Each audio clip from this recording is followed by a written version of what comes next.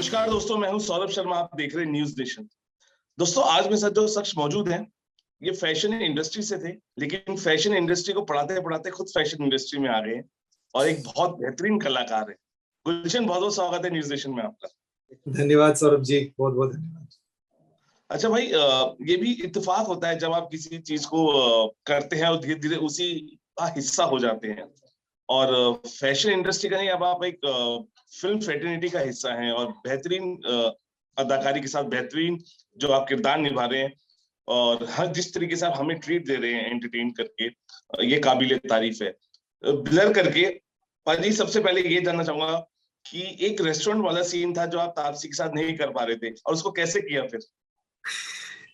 वो हो ही नहीं रहा था मुझसे, क्योंकि काफी देर रात हो चुकी थी। वो दिन मैं बहुत थका हुआ था। हो जाता है ऐसे, कभी कभी दिमाग बंद हो जाता है। मैं लाख कोशिश के बाद भी वो सिंपल चीजें नहीं हो रही थी मुझसे। तो फिर डायरेक्टर ने बोला जाके सो जाओ थोड़ी देर। फिर मैं सो रहा था तो प्रोड्यूसर ने पैकअप कर दिया था और अगले दिन आके उसको शूट किया। तो ऐसे हो गया सर, कोई चमत्कार कुछ नहीं है।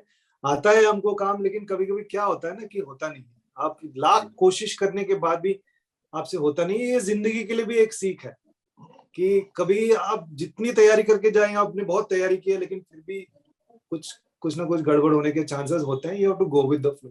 लेकिन मुझे बहुत खुशी इस बात की है उस सीन को लेकर कि मैं स्ट्रेस नहीं था।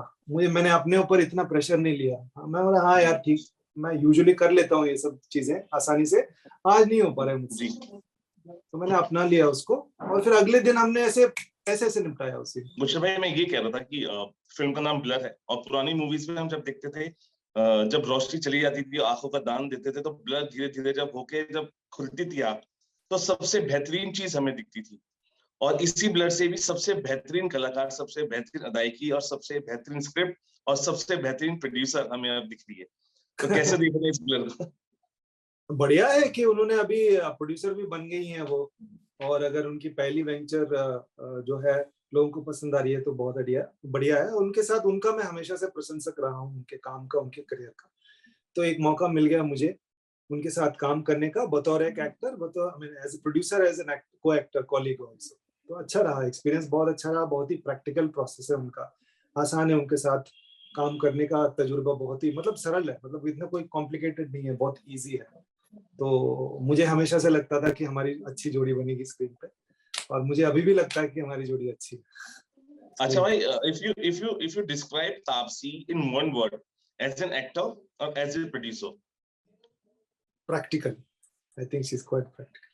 As an actor, she's very practical. As a producer, मुझे पता नहीं है, क्योंकि मैंने कभी उनके साथ बतौर एक्टर प्रोड्यूसर हमारे बीच में कोई डिस्कशंस नहीं हुए। So I really don't know what kind of a producer she is. ज्यादातर प्रांजलि देखते थे हर चीज को, जो उनके बिजनेस पार्टनर है, और जो एशेलॉन से की तरफ से विशाल होते थे, विशाल राणा। तो यही दोनों करते थे प्रोडक्शन की भागदौड़ को वही संभालते थे ज्यादातर, और मेरा इंटरेक्शन भी उनके साथ ही होता था। But as an actor, she is very practical. She has a very practical process. अच्छा भाई, बहुत सारे एक्टर्स हैं जिनको एक तापसी का काम करने का मौका नहीं मिलता, आपको तो दो तापसी का काम करने का मौका मिलता है। हाँ, मैं तो डबल रोल एक्सपर्ट भी हूँ। मैं तो डबल रोल करता हूँ मैं। हाँ, एक के साथ ज्यादा हुआ, दूसरे के साथ इतना नहीं। बट हाँ, देखिए, आपने फिल्म देख ली है? जी जी बिल्कुल, इसलिए मैंने बताया। एक्चुअली एक ही तापसी के साथ किया है, दूसरी वाली के साथ वो हाइपोथेटिकल सिचुएशन, हाइपोथेटिकल था। अच्छा भाई, जो साइकोलॉजिकल थ्रिलर मूवीज है, और तापसी को तो इसका एक्सपर्ट भी माना जाता है, क्योंकि बहुत सारी मूवीज उन्होंने साइकोलॉजिकल थ्रिलर्स की है पीछे। कैसे देखते हैं, क्योंकि ओटीटी भी सबसे पसंदीदा सब्जेक्ट है और लोग इसे पसंद कर रहे हैं। आई थिंक थ्रिलर्स एक पॉपुलर जॉनर है जनरली, चाहे वो थिएट्रिकल में ले लें आप या ओटीटी सीरीज फॉर्मेट्स में भी ले लें, तो ये काफी लोगों को मजा आ रहा है। बाहर से भी जो अंग्रेजी में भी बन के आ रहे हैं काफी सारे, तो थ्रिलर जॉनर काफी पॉपुलर है और यहाँ पे भी लोगों को बहुत पसंद आ रहा है। एक ट्रेंड है, आई थिंक एक दौर से गुजर रहा है जब लोग इस चीज को पसंद कर रहे हैं। आई थिंक एक जमाना था जब रोमांटिक कहानियों को ज्यादातर पसंद किया जाता था। ऐसे दौर से गुजरते हैं हम लोग, ऐसे ट्रेंड्स आते जाते रहेंगे। लेकिन फिलहाल आई थिंक थोड़ा है कॉमेडी और स्मॉल टाउन कॉमेडी और थ्रिलर्स का थोड़ा ट्रेंड चल रहा है। अच्छा भाई देखिए, जब आप एक फिल्म करते हैं या ओटीटी सीरीज करते हैं और उसको इतनी प्रशंसा मिलती है और वो हिट हो जाती है, तो जनरली बहुत सारे स्टार्स घूमने जाते हैं कि चलिए अब एंजॉय करते हैं अपनी सक्सेस को। क्या अभी तक जापान जा पाए हैं? जापान नहीं जा पाया मैं जाना चाहता हूँ। अच्छा, आपको पता है इसके बारे में? मैं जाऊंगा कभी ना कभी, तो मतलब एक 2-3 महीने की छुट्टी लेके जाऊंगा मैं जापान। जी। मतलब मिनिमम तो 1 महीना तो चाहिए मुझे जापान में। उतना समय नहीं बना पा रहा हूँ मैं, लेकिन मैं जाऊंगा जरूर। But good, thank you, please wish for me कि मैं जापान जाऊँ। भाई इसलिए मैंने बोला, इसलिए मैंने याद दिलाया, मैंने भी एक रिमाइंडर सेट किया हुआ था कि आपको याद दिलाऊंगा कि नहीं नहीं नहीं, सक्सेस, नहीं। आपका ओटीटी सीरीज जो सक्सेसफुल हो गई है या फिल्म जो से, तो अब आप जापान जाने का मौका है अभी हमारी हमारी सक्सेस बात एंजॉय। है, इस बारे में हमारी बातचीत हुई है पहले। भाई एक एक रिसर्च है हमारी और उस रिसर्च के तहत ये सवाल मेरे जहन में अच्छा, आया। फैक्ट चेकर्स हैं आपके पास, फैक्ट चेकर्स। अच्छा भाई देखिए, अभी आप मॉम की बात कर रहे थे और देखिए, मॉम डैड को शुरू से ही राजेश खन्ना पसंद थे, देखिए ये भी मुझे पता है। और आप शम्मी जी की मूवी देखा करते थे, शशि जी, जैसी जी। शशि जी की। और उसके बाद देखिए लिस्ट में बहुत सारे नाम है, दिलीप साहब है, नसरुद्दीन शाह साहब है, अमिताभ जी, इरफान खान है। लेकिन हाउ, किसको आप एडमायर सबसे ज्यादा करते हैं? बिकॉज देखिए सभी बेहतरीन कलाकार हैं, सारे बड़े नाम हैं, तो आई हु थिंक ये वाज ऑलवेज मुकाम योर पे मेरी एडमायर? जिंदगी में आए। मैं जी, नहीं, आप सवाल समझ गया। मैं अलग अलग मुकाम पे ये लोग मेरी जिंदगी में आए। जब मैं छोटा बिल्कुल। था तो मैंने शशि कपूर को देखा था और जी, मुझे अच्छे लग गए, क्योंकि मुझे पता नहीं क्यों अच्छे लग गए। उनकी स्माइल अच्छी थी, उनकी एक्टिंग अच्छी थी वगैरह।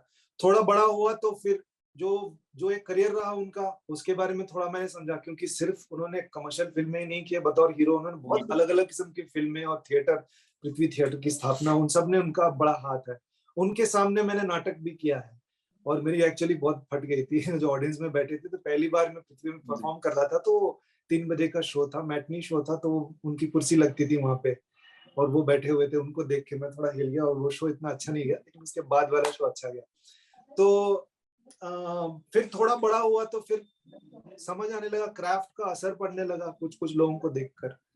तो फिर सीखा कुछ लोगों को देखकर। तो अब बहुत बाद में मुझे समझ में आया कि दिलीप साहब भी बहुत, जितने बड़े एक्टर थे, उनके बारे में बाद, उनकी कला को मैंने बाद में समझा। और जिस तरह से वो डायलॉग कहते थे, उनसे अच्छा कोई हिंदी या उर्दू के शब्द नहीं बोल सकते थे। एज बिल्कुल। बतौर बहुत ही लेयर्ड किस्म के वो डायलॉग डिलीवरी थी। वो भी शुरुआती फिल्म की थी उनकी। वो 1948-49 की फिल्में आप देख लो और एक कुछ सीन्स देख बिल्कुल। लो। बात एक फिल्म है उनकी, वहां पे देख लो, या अंदाज, जिसमें राज कपूर जी भी उनके साथ में है। इस dialogue delivery on another level. और जो एक सच्चाई लेके आते थे, डायलॉग नहीं लगता था, ऐसा लगता कि वो इंसान बोल रहा। तो उसमें उन वो समझ में आया।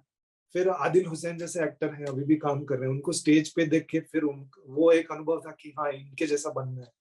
फिर आदिशक्ति में एक है विनय कुमार, जो बहुत लोग जानते नहीं है, फिल्मों में भी करते हैं थोड़ा थोड़ा साउथ में। आई थिंक पोनियन सेल्वन में थे वो, लेकिन उनको हम बतौर थिएटर एक्टर जानते हैं। उनका असर पड़ा उनको स्टेज पे देख के। फिर मुझे लगा कि नहीं यार, मतलब मुझे इतना अच्छा बनना है। शायद नहीं बन पाऊंगा इतना अच्छा, बट वो अलग अलग दौर में अलग अलग, तो मैं किसी एक को चुन नहीं सकता सर। इनका सब असर रहा है, सबका असर रहा है मेरे ऊपर, as an audience and as an actor भी इन सबका असर रहा है। थोड़ा थोड़ा करके इरफान साहब को तो उसे बहुत असर रहा है। जब वो गुजर गए तब समझ में आया कि कितना असर है। भाई you are a strong person, strong believable, बहुत स्ट्रांग बिलीव है आपकी। म्यूट हो गए सर आप, अचानक म्यूट हो गए। जिस तरीके से आप अपने किरदारों को निभा रहे हैं, आपका सबसे माइथोलॉजिकल कैरेक्टर है दुर्योधन, जिसको आप देखते हैं, हाँ, कि यही वजह है कि वही वहीं से ताकत आ रही है अपने हर काम की, और इतने स्ट्रांग हो पा रहे हैं, इतने अच्छा बिलीव हो पा रहे हैं। एक नाटक किया था मैंने, स्मशान कुरुक्षेत्र। उसमें जी, अलग अलग मोनोलॉग्स है। उसमें एक मोनोलॉग है दुर्योधन का। भाई सब्बाइन के उसकी उनकी जांघें टूटी हुई हैं और वो ऐसे वहां है, और अलग अलग किरदार आते हैं। जी, ओरिजिनली इस नाटक को एक कवि ने लिखी थी कन्नड़ भाषा में। इसको जी, अंग्रेजी में अनुवाद करके हमने एक इसका प्रदर्शन किया था। और मेरे पिताजी को नाटक इतना पसंद नहीं आया, लेकिन मेरा परफॉर्मेंस बहुत पसंद आया, तो उन्होंने बहुत तारीफ की थी। और बतौर एक जी। एक्टर भी मेरी जो जो जो मैं सीख रहा था, मैं उसमें डाल पाया था।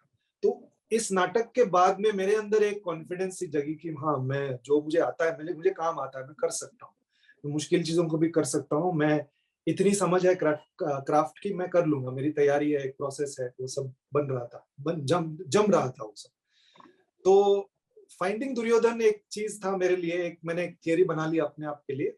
हालांकि आजकल इतना उसको यूज नहीं करता हूँ, लेकिन वो टाइम में मेरे को बहुत ये काम आया कि कैरेक्टर्स की जो भी खामियां है उसको अपना लो, you have to accept it. कोई भी परफेक्ट नहीं होता, तो जो इम्परफेक्शंस है उस चीज को भी आपको अपनाना पड़ेगा। जो स्क्रिप्ट में रियलिटी है उस चीज को आपको अपनाना पड़ेगा, उसको क्वेश्चन नहीं कर सकते। आप उसको क्वेश्चन करेंगे तो फिर आप उस किरदार को ईमानदारी से, सच्चाई से निभा नहीं पाएंगे। चाहे जो भी आप कैरेक्टर कर रहे हैं, किसी जल्लाद का कैरेक्टर भी कर रहे हैं जो बहुत ही नीच इंसान है, लेकिन उसको आपको एज एन एक्टर एक्सेप्ट करना पड़ेगा कि ये किरदार का यही है, यही रियलिटी है, इसको तभी आप इस चीज को ईमानदारी से दर्शा सकते हैं। तो फाइंडिंग दुर्योधन एक बहुत ही सिंपल टर्म था मेरे लिए कि हर किरदार के अंदर खामियां निकालो, क्योंकि दुर्योधन था बहुत ही महापुरुष था, लेकिन उसमें एक खामी थी जो उसको विलन बनाता है, जो उनके लिए बहुत महंगा भी साबित हुआ।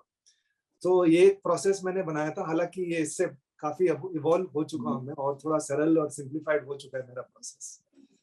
अच्छा भाई, कोई एक ऐसी चीज जो आप अपनी जिंदगी से ब्लर करना चाहते ये अभी चश्मा लग गया, इसको मैं ब्लर करना चाहता हूँ ताकि चश्मा उतर जाए। अभी क्या है ना, पास की चीजें नजर नहीं आती ग्रुप, चश्मा लगा। अच्छा गुलशन भाई, what is more important for you, एक होलसम कॉम्बो अगर हम बात करें, अ डायरेक्टर, अ स्क्रिप्ट और a co-star to work in a film और in series? Script, most importantly script. Director की भी है, आई थिंक सबसे ज्यादा इम्पोर्टेंट स्क्रिप्ट है, उसके बाद डायरेक्टर, उसके बाद बाकी सबका आता है। बिकॉज अच्छी स्क्रिप्ट को कोई एक जो डायरेक्टर, वो जो फालतू डायरेक्टर खराब कर देगा, और कभी कभी अच्छे डायरेक्टर फालतू स्क्रिप्ट को अच्छा कर सकते हैं।